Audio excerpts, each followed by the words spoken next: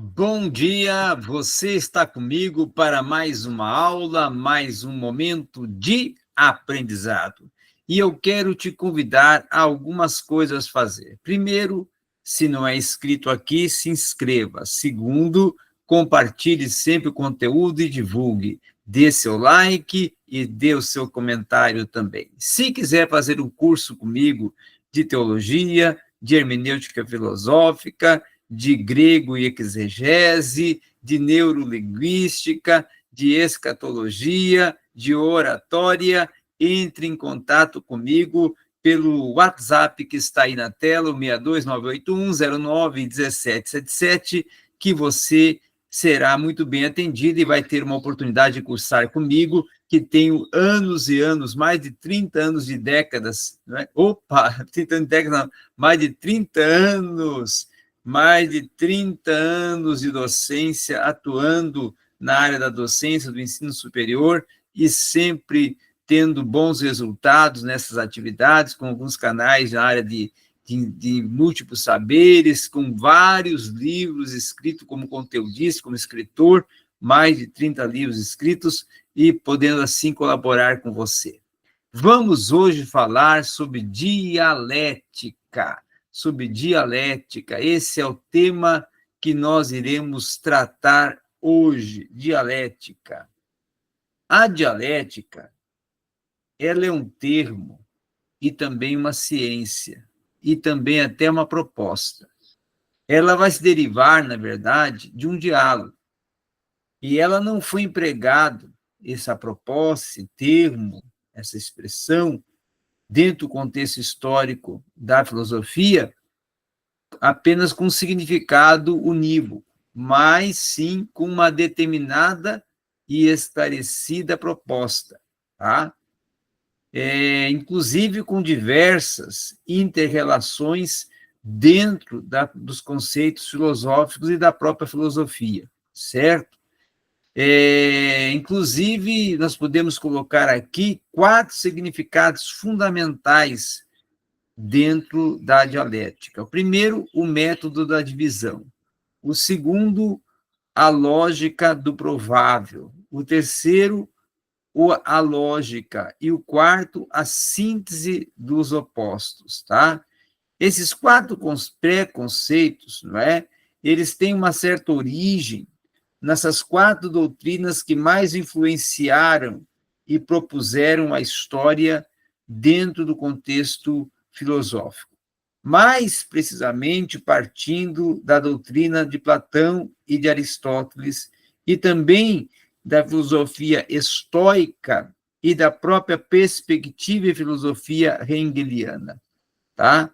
E com base nessas questões e propostas e proposições e até documentação histórico-filosófica, nós podemos dizer que é possível se chegar, assim, a uma caracterização bastante genérica da dialética, no que tange principalmente a algum modo que venha resumir todas as outras e que venha a conduzir um processo que esteja bem adequado a um adversário a ser combatido ou até uma tese, inclusive, a ser refutada no que se propõe 2 protagonistas ou até 2 teses em conflito. Então, sempre que ocorre 2 protagonistas com 2 teses que estão em conflito, está ocorrendo uma dialética, tá?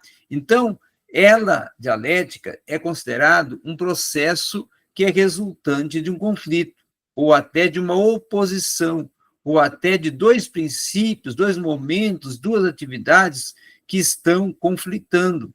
Trata-se, na verdade, então, de uma caracterização que não é tão genérica, que ela venha se tornar, ou ser pautada, ou ser especificada na oposição, tá? No método da divisão que propõe a oposição. Então, a dialética se torna uma técnica de investigação conjunta que é feita através da colaboração de 2 ou mais pessoas, que, segundo o procedimento até socrático de perguntar e de responder tal fato, Platão vai trabalhando com essa proposta e com essa forma.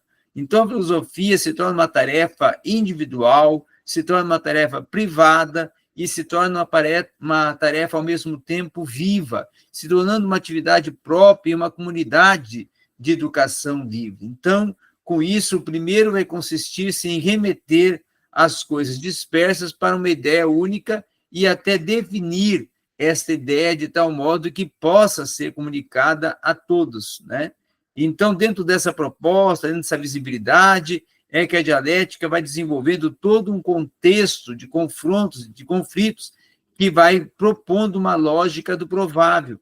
Até para o próprio Aristóteles, a dialética era simplesmente um procedimento racional, na demonstração, na verdade, de um silogismo que partia de premissas verdadeiras que estavam pautadas nos prováveis e improváveis, né? O provável, diz Aristóteles, era o quê? Era justamente o aceitável, aquilo que era plausível. Mas Aristóteles também, ao mesmo tempo, ele considerava que o dialético era o silogismo erístico, aquela parte das premissas que pareciam ser prováveis, mas não eram. Então, por esse conceito todo, se atribuía uma certa invenção e uma certa refutação do movimento que partia, assim, de uma probabilidade, de uma tese provável. Então, o motivo do uso do termo dialética, nesse aspecto, era muito bem desenvolvido e proposto, e de formas que Aristóteles até defendia que a dialética, nesse aspecto, seria uma premissa demonstrativa de duas partes em contradições, em que havia sempre uma pergunta e havia sempre uma resposta e havia sempre um confronto. Então, com tudo isso, surgia-se também um organon, que dentro dessa proposta do organon até de Aristóteles, nós podemos ver que foi desenvolvida uma certa dialética, porque foi trabalhado com tópicos e com elencos sofísticos, chamando atenção até para uma dialética que era desenvolvida entre esses elementos sofísticos. Então, a ciência das coisas prováveis era denominada a dialética.